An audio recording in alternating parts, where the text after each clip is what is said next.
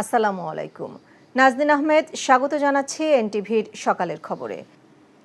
সন্ত্রাস বিরোধী আইনে বাংলাদেশ জামায়াতে ইসলামী ও ছাত্র শিবির সহ তাদের সকল অঙ্গ সংগঠনকে রাজনৈতিক দল ও সংগঠন হিসেবে নিষিদ্ধ করে প্রজ্ঞাপন জারি করেছে স্বরাষ্ট্র মন্ত্রণালয়।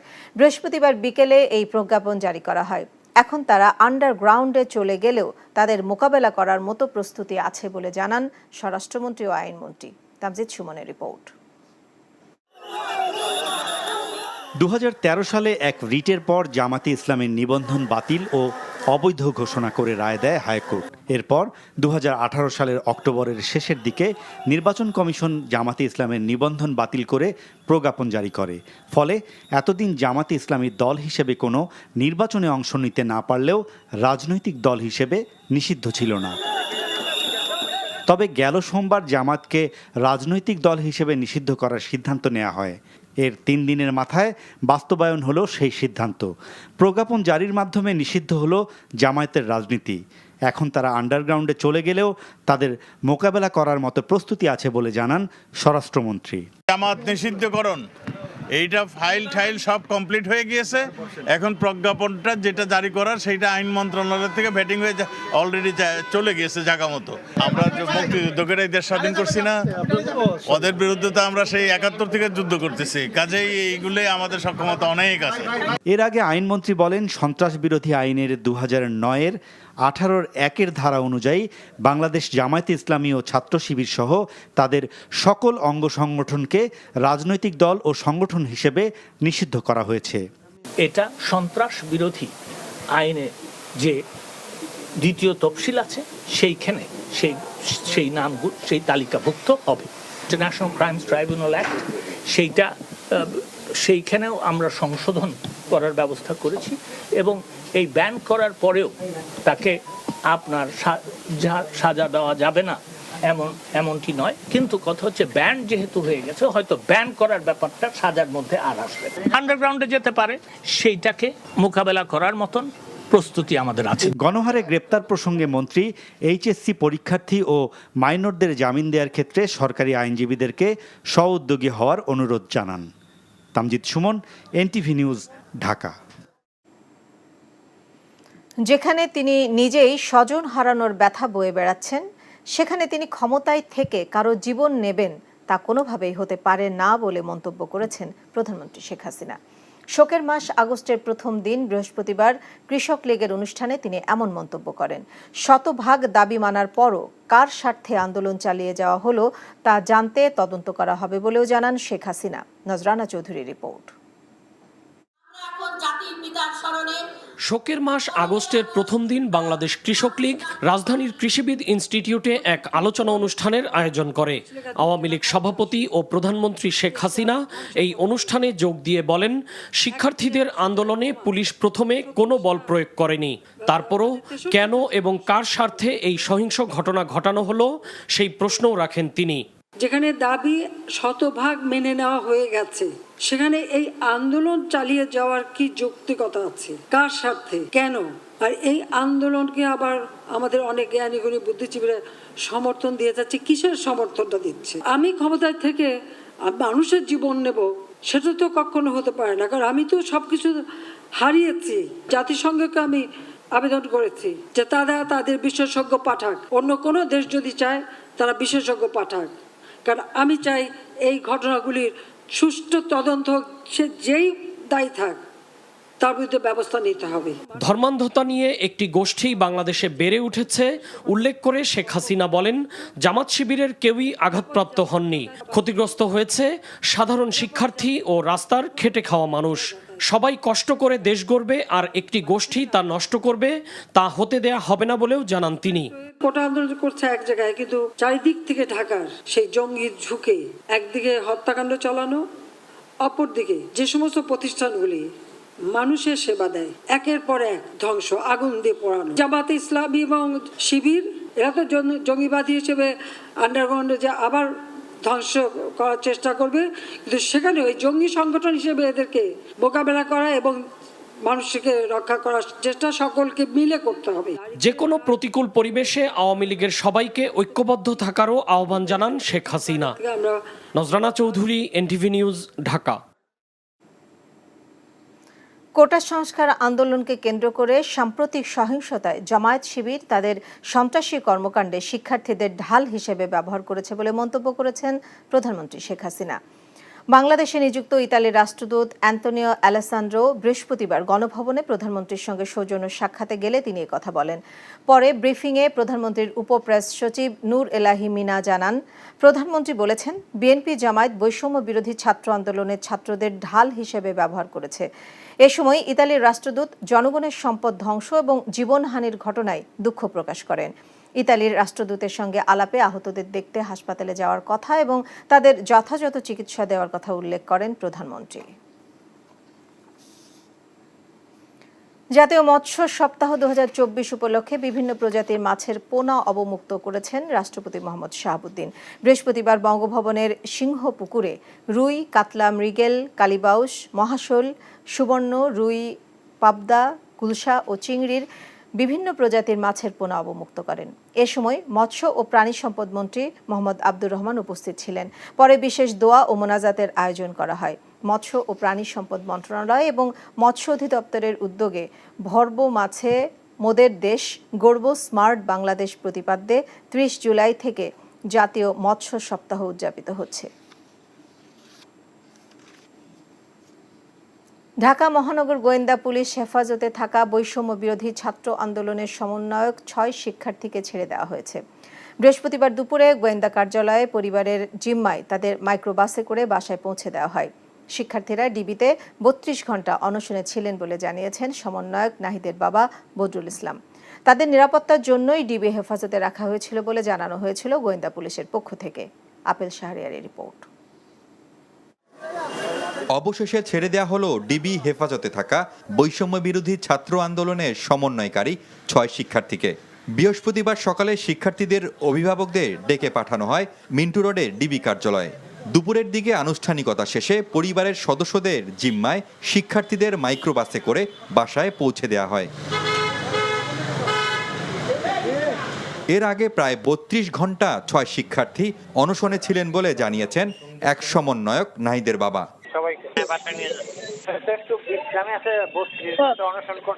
নিরাপত্তাজনিত কারণ দেখিয়ে কোটা সংস্কার আন্দোলনের সমন্বয়কদের মধ্যে প্রথমে 3 জনকে গত শুক্রবার বিকেলে ধানমন্ডির গণস্বাস্থ্য নগর হাসপাতাল থেকে ডিবি কার্যালয়ে নিয়ে যাওয়া হয়। তারা হলেন নাহিদ ইসলাম, আসিফ মাহমুদ ও আবু বাকের। তাদের মধ্যে নাহিদ ও আসিফ সেখানে চিকিৎসা নিচ্ছিলেন। পরদিন সন্ধ্যায় নিরাপত্তার কারণ দেখিয়েই সার্জিস আলম ও হাসনাত আবদুল্লাহকেও নিয়ে আসা হয় ডিবি কার্যালয়ে। আর রোববার ভোরে মিরপুরে এক আত্মীয়র বাসা থেকে আনা হয় নুসরাত তাবাসসুমকে। ডিবি কার্যালয় থেকেই রোববার এক বিবৃতিতে শিক্ষার্থীদের আন্দোলন প্রত্যাহারের ঘোষণা দেয় তারা। আমাদের প্রধান দাবি ছিল কোটার যৌক্তিক সংস্কার, যা ইতিমধ্যে সরকার পূরণ করেছেন। এখন শিক্ষার সুষ্ঠু পরিবেশ নিশ্চিত করার লক্ষ্যে দ্রুত শিক্ষা প্রতিষ্ঠান খুলে দেওয়ার জন্য সরকারের প্রতি জোর আহ্বান জানাই। সার্বিক স্বার্থে আমরা এই মুহূর্তে থেকে আমাদের কর্মসূচি প্রত্যাহার করছি। গোয়েন্দা কার্যালয় থেকে এমন বিবৃতি নিয়ে আলোচনা হয় বিভিন্ন মহলে। পরদিন 6 শিক্ষার্থীকে পরিবারের কাছে ফিরিয়ে দিতে হাইকোর্টে রিটও করেছিলেন কয়েকজন আইনজীবী। Apple Shahriar, NTV news, Dhaka. শিক্ষার্থী হত্যার গ্রহণযোগ্য বিচার এবং গণগ্রেফতার বন্ধের দাবিতে বিক্ষোভ সমাবেশ ও মিছিল করেছে চলচ্চিত্র এবং নাটকের বিভিন্ন স্তরের শিল্পীরা। রাজধানীর ফার্মগেটে বৃহস্পতিবার সকালে মিছিলের মাধ্যমে এই বিক্ষোভের শুরু হয়। নাট্য ব্যক্তিত্ব মামুনুর রশিদ, পরিচালক অমিতাভ রেজা, টিভি অভিনেতা মোশাররফ করিম, চলচ্চিত্র নায়ক সিয়াম, নায়িকা বাঁধন, মিথিলা সহ অসংখ্য মডেল ও চলচ্চিত্র কলাকুশলী এতে অংশ নেন। বক্তারা বলেন, ছাত্রদের ওপর এমন নির্বিচারে গুলি ও হত্যাকাণ্ড কোনো বিবেকমান মানুষ মেনে নিতে পারে না। এ কারণে তারা মাঠে নেমেছেন। তাদের দাবি, ছাত্রদের এমন দমন পীড়ন করে ক্ষমতায় টিকে থাকা সহজ নয়। শিল্পীদের দাবি, আইন শৃঙ্খলা বাহিনী ব্লক রেড দিয়ে যেভাবে ছাত্রদের গ্রেপ্তার করছে তা কোনোভাবে সভ্য সমাজে হতে পারে না। শুক্রবার আবাহনী মাঠের পাশে বিক্ষোভ সমাবেশের ঘোষণা দিয়েছেন তারা। জুলাই মাস ব্যাপী কি ঘটনাগুলো ঘটেছে, কত প্রাণ গেছে, এবং যে প্রাণগুলো গেছে তার মধ্যে শিশুরাও রয়েছে, এই বেদনা প্রকাশ করার ভাষা আমাদের নেই। বসে থাকার মতন অবস্থায় নাই। আমরা রক্ত দেখতে চাই না, হত্যা, রক্ত এগুলো দেখতে চাই না। এগুলোর বাইরে আমরা থাকতে চাই, আমরা শান্তি চাই। আমাদের সাথে আজকে এসে নেগোশিয়েট করেছে ভদ্রভাবে, আমাদেরকে মানবিক মর্যাদা দিয়েছে। নাগরিক হিসেবে আমাদের সাথে কিভাবে কথা বলতে হয় সেটা করেছেন, চেষ্টা করছেন। এইটা একটা ভালো দিক, আমরা এরকম আরো অনেক ভালো দেখতে চাই। আমি নিজে শিশুদের নিয়ে এবং শিক্ষার্থীদের নিয়ে কাজ করেছি আমার সারাটা জীবন। এটা খুব দুঃখজনক যেটা হয়েছে, আমরা চাই যে সেটা সুষ্ঠু বিচার হোক। শীর্ষস্থানীয় শিল্পী যারা বাংলাদেশে একটা ভূমিকা রাখে তারা কিন্তু এখনো অনেকেই নিশ্চুপ, কিন্তু নতুন প্রজন্ম সেটাকে মানেনি। কোটা আন্দোলনের সময় সৃষ্ট সহিংসতায় রাষ্ট্রীয় টেলিভিশন চ্যানেল বিটিভি ভবনে হামলার প্রতিবাদ জানিয়েছেন অভিনয় শিল্পীরা। সকল সহিংসতার বিরুদ্ধে আমরা ব্যানারে বৃহস্পতিবার তারা প্রতিবাদ জানান। প্রতিবাদে শিল্পীরা বলেন, মুক্তিযুদ্ধের ইতিহাস ও চেতনাকে মুছে দিতেই পরিকল্পিতভাবে বিটিভিতে হামলা করা হয়েছে। হামলায় ক্ষতিগ্রস্ত বাংলাদেশ টেলিভিশন ভবনে যান শিল্পীরা। প্রতিবাদ সভায় উপস্থিত ছিলেন সংস্কৃতি প্রতিমন্ত্রী নাহিদ ইজহার খান। এতে অংশ নেন চিত্রনায়ক ফেরদৌস, অভিনেত্রী রোকেয়া প্রাচী, অরুণা বিশ্বাস, শমী কায়সার সহ আরও অনেকে। সংহতি প্রকাশের পর একসাথে জাতীয় সঙ্গীত গাওয়ার মধ্য দিয়ে শিল্পীদের কর্মসূচি শেষ হয়। দেশব্যাপী শিক্ষার্থী হত্যা, নিপীড়ন ও হয়রানির ঘটনার প্রতিবাদে বৃহস্পতিবার বিভিন্ন স্থানে মানববন্ধন ও মৌন মিছিল করেছেন শিক্ষক শিক্ষার্থীরা। রাজশাহী বিশ্ববিদ্যালয়ে বৈষম্য বিরোধী ছাত্র শিক্ষকদের মৌন মিছিল ও মানববন্ধন কর্মসূচি থেকে শিক্ষার্থীদের আটকের সময় পুলিশের সাথে শিক্ষক ও শিক্ষার্থীদের ধস্তাধস্তি হয়। এ সময় পুলিশের কাছ থেকে আটক 5 শিক্ষার্থীকে ছাড়িয়ে আনে শিক্ষক শিক্ষার্থীরা। চাঁদপুরে বৃষ্টি উপেক্ষা করে চলা বৈষম্য বিরোধী শিক্ষার্থীদের কর্মসূচিতে ছাত্রলীগের হামলায় অন্তত 15 আন্দোলনকারী আহত হয়েছেন। পরে পুলিশ পরিস্থিতি নিয়ন্ত্রণে আনে। কর্মসূচি পালনে ক্যাম্পাসে জড়ো হলে বৈষম্য বিরোধী ছাত্র আন্দোলনের বরিশাল বিশ্ববিদ্যালয়ের 12 জনকে আটক করেছে পুলিশ। খুলনা বিশ্ববিদ্যালয়ের সকল দলের শিক্ষকরা প্রতিবাদ সমাবেশ এবং মৌন মিছিল করেন। কুমিল্লা বিশ্ববিদ্যালয়ের সাধারণ শিক্ষকদের ব্যানারে মানববন্ধন হয়। কোটা আন্দোলনকারীরা ময়মনসিংহ নজরুল স্কোয়ারে সমবেত হয়ে সমাবেশ করে। জাহাঙ্গীরনগর বিশ্ববিদ্যালয়ে রিমেম্বারিং আওয়ার হিরোজ কর্মসূচিতে শিক্ষার্থীদের সাথে যোগ দেন বিভিন্ন বিভাগের শিক্ষকরা। আওয়ামী লীগ সাধারণ সম্পাদক ওবায়দুল কাদের বলেছেন, শিক্ষার্থীদের আন্দোলনকে কেন্দ্র করে বিএনপি জামাত হত্যাযজ্ঞ চালিয়েছে এবং প্রতিটি হত্যাকাণ্ডে দোষীদের বিরুদ্ধে ব্যবস্থা নেওয়া হবে। বৃহস্পতিবার দুপুরে রাজধানীর ধানমন্ডিতে দলীয় সভাপতির রাজনৈতিক কার্যালয়ে ব্রিফিংয়ে তিনি আরও জানান, শিক্ষার্থীদের ওপর গুলি চালানোর কোনো নির্দেশনা আইনশৃঙ্খলা বাহিনীকে দেয়া হয়নি, বরং যারা দেশকে অশান্ত করতে চেয়েছিল তাদের বিরুদ্ধে নিরুপায় হয়ে ব্যবস্থা নেওয়া হয়েছে। এখনও নিরপরাধ কেউ যেন হয়রানির শিকার না হয় সে বিষয়ে খেয়াল রাখতে আইনশৃঙ্খলা বাহিনীকে অনুরোধ জানান কাদের। ডক্টর ইউনূস বাংলাদেশে মধ্যবর্তী নির্বাচনের জন্য আন্তর্জাতিক সম্প্রদায়ের প্রতি যে আহ্বান জানিয়েছেন তা রাষ্ট্রদ্রোহিতার শামিল বলে অভিযোগ করেন তিনি। এই ধরনের বিবৃতি বা বক্তব্য বাংলাদেশের সংবিধান আইন অনুযায়ী রাষ্ট্রদ্রোহিতার পর্যায়ে পড়ে। তারেক রহমান লন্ডনে বসে উস্কানি দিয়ে যাচ্ছে, নির্দেশনা দিয়ে যাচ্ছে। সেই নির্দেশনা নীল নকশা অনুযায়ী বিএনপি জামাত ছাত্রদল শিবির এবং তাদের জঙ্গি গোষ্ঠী ভয়াবহ ধ্বংসযজ্ঞ হত্যাকাণ্ড চালিয়েছে। শাসক গোষ্ঠীর বিরুদ্ধে রুখে দাঁড়াতে এবং একটি নিরপেক্ষ নির্বাচনের মাধ্যমে জনগণের সরকার প্রতিষ্ঠার লক্ষ্যে আন্দোলন এগিয়ে নিতে সবার প্রতি আহ্বান জানিয়েছেন বিএনপি মহাসচিব মির্জা ফখরুল ইসলাম আলমগীর। বৃহস্পতিবার বিবৃতিতে শিক্ষার্থীদের আন্দোলনে সরকারের অব্যাহত বাধা, গুলি, দমন, নিপীড়ন, গ্রেপ্তার, নির্যাতনের তীব্র নিন্দা ও প্রতিবাদ জানিয়েছেন বিএনপি মহাসচিব। বলেন, অবৈধ সরকার ক্ষমতা টিকিয়ে রাখতে গণহত্যা চালিয়ে বর্বর শাসন কায়েমের পরিকল্পনা হাতে নিয়েছে। এদেশের ছাত্র জনতা সহ বিভিন্ন শ্রেণী পেশার মানুষের প্রতি আন্দোলন অব্যাহত রাখার আহ্বান জানান তিনি। গণতন্ত্র হত্যাকারী, জাতীয় স্বার্থ ও সার্বভৌমত্ব বিপন্নকারী সরকার স্বাধীন বাংলাদেশের ইতিহাসে নজিরবিহীন গণহত্যা ও নিষ্ঠুর দমন নিপীড়ন চালিয়েছে বলেও অভিযোগ করা হয় বিবৃতিতে। কোটা সংস্কারের দাবিতে শিক্ষার্থীদের আন্দোলনে আইনশৃঙ্খলা বাহিনী সেলফ ডিফেন্সের ক্ষেত্রে গুলি করেছে বলে বিভিন্ন দেশের রাষ্ট্রদূতদের অবহিত করেছে পররাষ্ট্র মন্ত্রণালয়। বৃহস্পতিবার বিকেলে রাজধানীর ইস্কাটনে রাষ্ট্রীয় অতিথি ভবন পদ্মায় জাতিসংঘের প্রতিনিধি সহ 23 দেশের রাষ্ট্রদূত ও প্রতিনিধিরা বৈঠক করেন পররাষ্ট্র সচিব মাসুদ বিন মোমেনের সঙ্গে। বৈঠক শেষে পররাষ্ট্র সচিব জানান, প্রাণহানির বিষয়ে উন্নয়ন সহযোগী দেশের রাষ্ট্রদূতগণ উদ্বেগ প্রকাশ করেন। এ সময় তাদের সহিংসতার বিভিন্ন ফুটেজ দেখানো হয়। অবহিত করা হয়, শিক্ষার্থীদের আন্দোলনে ঢুকে তৃতীয় কোনো পক্ষ সহিংসতার ঘটনা ঘটিয়েছে। সহিংসতা ও হত্যাকাণ্ডের ঘটনায় গঠিত বিচার বিভাগীয় তদন্ত কমিটিকে টেকনিক্যাল সাপোর্ট দিতে জাতিসংঘ সহ বেশ কয়েকটি উন্নয়ন সহযোগী দেশ আগ্রহ প্রকাশ করেছে বলে জানান সচিব। যে সমস্ত আপডেটস আছে সেইগুলা তাদেরকে আমরা আজকে তুলে ধরেছি। বিশেষ করে আমাদের র্যাবের ব্যাপারে কিছু ভিডিও আছে যেগুলো নাকি প্রমাণ করে যে র্যাব হেলিকপ্টার থেকে কোনো গুলি করেনি। বিটিভিতে কীরকম ডিফিকাল্ট সার্কামস্ট্যান্সেসে তারা প্রথমে কিছু ব্ল্যাঙ্ক ফায়ার করেছিল এবং পরে ফায়ার করতে বাধ্য হয়েছিল। তো এই জিনিসগুলোতে অনেক কিছু এক্সপ্লেন করা যায় না, আই উড সে যে মিস্টিরিয়াস সার্কামস্ট্যান্সেস, তো সেগুলো আমরা তাদেরকে দেখেছি। কমিশনের কাজের সহায়তার জন্য আলাপ আলোচনা হয়েছে এবং তারাও দু একজন আগ্রহ দেখিয়েছে যে তাদের দেশের যেই এক্সপার্টিসগুলো আছে সেগুলো এখন তারাও কনসাল্ট করবে। রাজধানীর বনানীর সেতু ভবনে হামলা মামলায় বিএনপির যুগ্ম মহাসচিব রুহুল কবির রিজভী সহ দলের 5 নেতার 3 দিনের রিমান্ড মঞ্জুর করেছেন আদালত। বৃহস্পতিবার বিকেলে শুনানি শেষে ঢাকা মেট্রোপলিটন ম্যাজিস্ট্রেট মোহাম্মদ শেখ সাদির আদালত এই আদেশ দেন। রিমান্ডে যাওয়া অপর আসামিরা হলেন বিএনপির কেন্দ্রীয় কমিটির প্রচার সম্পাদক সুলতান সালাউদ্দিন টুকু, কেন্দ্রীয় কমিটির সাংগঠনিক সম্পাদক কাজী সায়েদুল আলম বাবুল, ঢাকা মহানগর উত্তর বিএনপির সদস্য সচিব মোহাম্মদ আমিনুল হক, বাগেরহাট জেলা বিএনপির আহ্বায়ক এম এ সালাম। এর আগে আসামিদের আদালতে হাজির করে গ্রেপ্তার দেখানো সহ 7 দিনের রিমান্ড চেয়ে আবেদন করেন মামলা তদন্তকারী কর্মকর্তা ডিবি পুলিশের ক্যান্টনমেন্ট জোনাল টিমের পরিদর্শক আবু সাইদ মিয়া। উভয় পক্ষের শুনানি শেষে প্রত্যেকের 3 দিনের রিমান্ড মঞ্জুর করেন আদালত।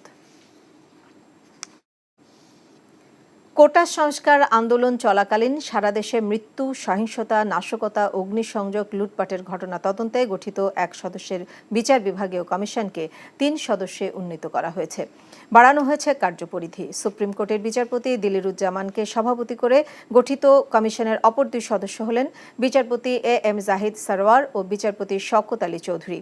বৃহস্পতিবার বিকেলে সুপ্রিম কোর্টে সংবাদ সম্মেলনে এসব কথা বলেন তদন্ত কমিশনের সভাপতি। বলেন, নতুন কমিশন গত 16 জুলাই থেকে 21 জুলাই পর্যন্ত ঢাকাসহ সারা দেশে কোটা সংস্কার আন্দোলনকে কেন্দ্র করে সংগঠিত মৃত্যু, নাশকতা ও অন্যান্য অপরাধের বিষয়ে দায়ী ব্যক্তিদের চিহ্নিত করতে কাজ করবে। 3 সদস্যের এই কমিশন আগামী 4 আগস্ট রংপুরের ঘটনার মাধ্যমে তাদের কার্যক্রম শুরু করবে। সেখানে বেগম রোকেয়া বিশ্ববিদ্যালয়ের ছাত্র আবু সাইদ সহ আরও 5 ব্যক্তির মৃত্যুর জন্য দায়ী ব্যক্তিদের বিষয়ে নগরীর সার্কিট হাউসে 7 আগস্ট পর্যন্ত সাক্ষ্য প্রমাণ গ্রহণ করা হবে। সঠিকভাবে চিহ্নিত না করে সবাইকে ঢালাওভাবে জামাত শিবিরের তকমা দেয়া যাবে না বলে জানিয়েছেন তথ্য প্রতিমন্ত্রী আলী আরাফাত। বৃহস্পতিবার দুপুরে সচিবালয়ে এক ব্রিফিংয়ে সাংবাদিকদের প্রশ্নের জবাবে একথা বলেন তিনি। কোটা সংস্কার আন্দোলনকে কেন্দ্র করে ব্যাপক হতাহতের ঘটনায় দুঃখ প্রকাশ করে প্রতিমন্ত্রী বলেন, প্রতিটি ঘটনার বিচার বিভাগীয় তদন্ত করে শাস্তি নিশ্চিত করা হবে। এজন্য প্রয়োজনে বিদেশি বিশেষজ্ঞদের সহায়তা নেওয়া হবে ও প্রকৃত দোষীদেরই শাস্তির আওতায় আনা হবে বলেও জানান প্রতিমন্ত্রী। কোনো সাধারণ শিক্ষার্থী যেন হয়রানির শিকার না হয় সে বিষয়ে সতর্ক থাকতে আইন শৃঙ্খলা রক্ষাকারী বাহিনীর প্রতি আহ্বান জানান তিনি। সময়কে থামিয়ে পেছনে ফিরতে পারলে প্রতিটি মৃত্যুকে সরকার ঠেকিয়ে দিত বলেও মন্তব্য করেন তিনি। এটা করেছে সেই তৃতীয় পক্ষ সন্ত্রাসীরা, এবং তারা জামাত এবং শিবিরের ইনফিল্ট্রেশন আছে, এটাও যেমন সত্যি, এবং তাদেরকেই আইডেন্টিফাই করে বলতে হবে। কিন্তু আমি এটা মনে করি না যে সাধারণ শিক্ষার্থী যারা তাদের আবেগ থেকে আন্দোলনে এসেছে তারা সবাই ওই পক্ষের, এরকম এটাকে আমি বিশ্বাস করি না, আমি মনে করি। কাজে ঢালাওভাবে সবাইকে এই ধরনের ব্র্যান্ড করা, এটাকে আমি যৌক্তিকও মনে করি না, ন্যায্যও মনে করি না। গ্রাহকদের কেনা ইন্টারনেট ডেটা এবং টক টাইমের মেয়াদ আনলিমিটেড করার লক্ষ্যে কাজ করা হচ্ছে বলে জানিয়েছেন ডাক, টেলিযোগাযোগ ও তথ্য প্রযুক্তি প্রতিমন্ত্রী জুনায়েদ আহমেদ পলক। বৃহস্পতিবার দুপুরে সচিবালয়ে একথা বলেন তিনি। আমাদের এই 7 লক্ষ ফ্রিল্যান্সার ভাই বোনেরা তারা আউটসোর্সিং এর উপরে ইন্ডিভিজুয়াল ফ্রিল্যান্সাররাও যাতে একটা ইনসেন্টিভ পায়, সেটা আমাদের প্রস্তাব আমরা দিয়েছি। আমরা আশা করছি এটা বাণিজ্য মন্ত্রণালয় থেকে একটা খুব ইতিবাচক আমরা সাড়া পাবো। কোনো ডেটার যাতে মেয়াদটা না থাকে সেটাও কিন্তু আমরা মোবাইল নেটওয়ার্ক অপারেটরদেরকে নির্দেশনা দিয়েছি, এবং এটা যদি তারা এখন না শুনতে চায় তাহলে হয়তো আমরা তাদেরকে বাধ্য হব। 24 বছর ধরে কন্ডেম সেলে থাকা শরীফা বেগমের মৃত্যুদণ্ডের সাজা কমিয়ে আমৃত্যু কারাদণ্ড দিয়েছে আপিল বিভাগ। একই সঙ্গে তাকে দ্রুত কন্ডেম সেল থেকে সাধারণ সেলে স্থানান্তরের নির্দেশ দিয়েছে আদালত। প্রধান বিচারপতি ওবায়দুল হাসানের নেতৃত্বাধীন 7 বিচারপতির পূর্ণাঙ্গ বেঞ্চ বৃহস্পতিবার এই রায় দেন। ফাঁসির দিন গুণে এক নারীর 24 বছর শিরোনামে জাতীয় দৈনিকে প্রতিবেদন প্রকাশিত হয়। প্রতিবেদন প্রকাশিত হওয়ার পর প্রধান বিচারপতির উদ্যোগে শরীফার আপিল শুনানির জন্য কার্যতালিকায় আসে। প্রতিবেদনে বলা হয়, 26 বছর আগে হত্যা মামলায় শরীফা যখন কারাগারে যান তখন তার মেয়ে সুচির বয়স 3 মাস। কারাগারে যাওয়ার 2 বছর পর তার মৃত্যুদণ্ডের রায় হয়। এই ছিল সকালের খবরে। এই খবরের ভিডিও সহ আপডেট জানতে ভিজিট করুন এনটিভি অনলাইন www.ntvbd.com। এছাড়াও এনটিভি জনপ্রিয় সব অনুষ্ঠান ও খবরের আপডেট জানতে ভিজিট করুন আমাদের ইউটিউব ভেরিফাইড ফেসবুক পেজ। সবাইকে ধন্যবাদ।